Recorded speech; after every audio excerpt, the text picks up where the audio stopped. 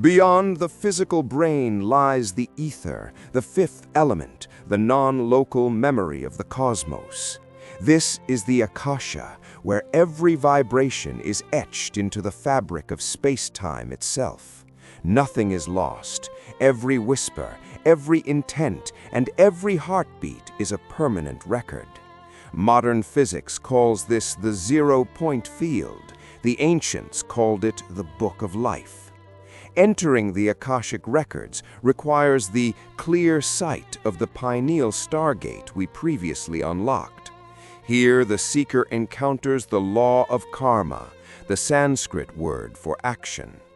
Karma is not a moral judgment, but a physical law of cause and effect. Like a boomerang, the energy sent out must eventually return to its source. Sanchita karma, the total accumulation of all actions across all previous incarnations. Prarabdha karma, the specific portion selected for the current lifetime's curriculum. This is why we encounter the same patterns, the same shadows, until the lesson is integrated. The heart's resonance acts as a filter, drawing experiences from the Akasha that mirror its internal state. This is the secret harmony described by Heraclitus, the tension that maintains the soul's growth. Agami karma is the seed being sown right now in this very moment of awareness. Every thought is a blueprint for a future reality. Within the Akasha, time is non-linear. The past is not behind you, but beneath the current layer of your awareness. This is the concept of simultaneous time, where all incarnations occur in a singular, eternal now. Ancestral karma flows through the blood, the runa of the Norse or the Vedas of the Pitru. We inherit the unresolved traumas and unfulfilled dreams of those who walked before us. To heal oneself is to heal 7 generations backward and 7 generations forward. This is the great clearing, the moment the seeker refuses to pass the cup of shadow to the next in line. In the Akashic archive, this appears as a redemption script, a rewrite of the soul's primary narrative. We move deeper into the Hall of Records to find the blueprint of the life review. Here, the soul views its life not through its own eyes, but through the hearts of every person it touched. This is the ultimate lesson of the Akashic field. Empathy is the highest form of intelligence. But the records also contain the unlived life, the paths not taken, the potential still locked in the ether.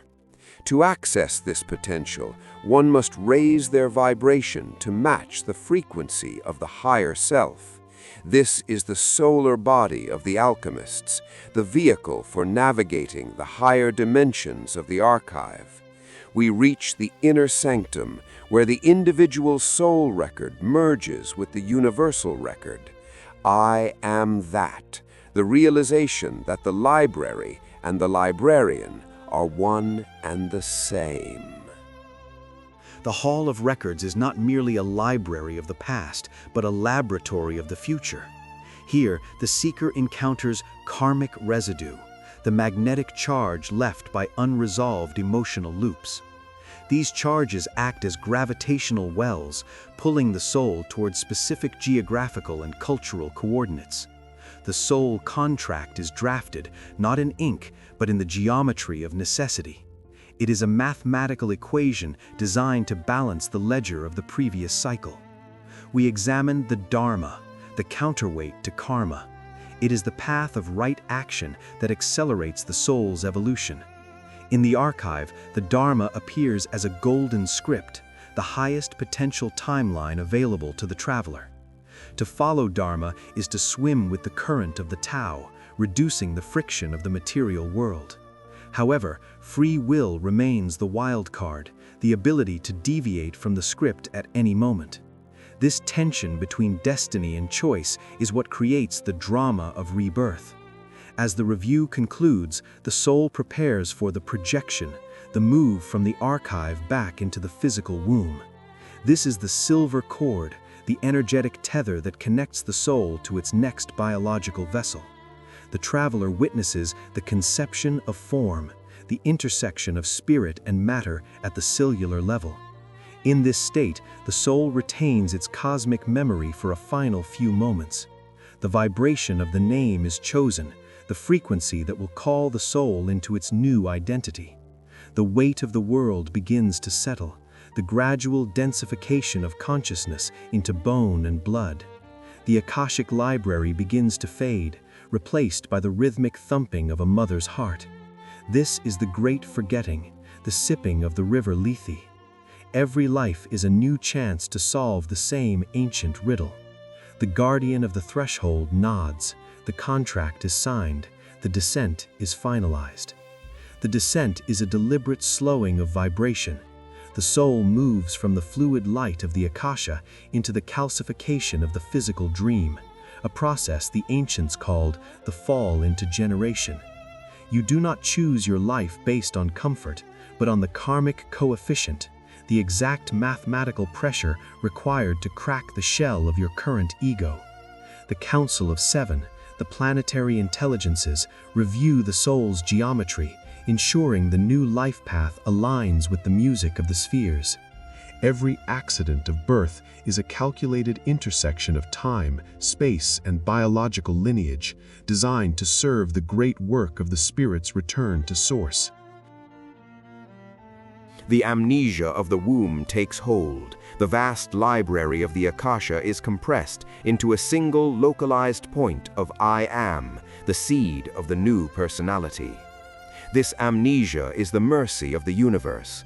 To remember 1,000 deaths while trying to live one life would shatter the vessel of the mind. We lock the records, we seal the gate. The traveler is now the infant, crying for the light it has only just forgotten. But the thread is never truly cut.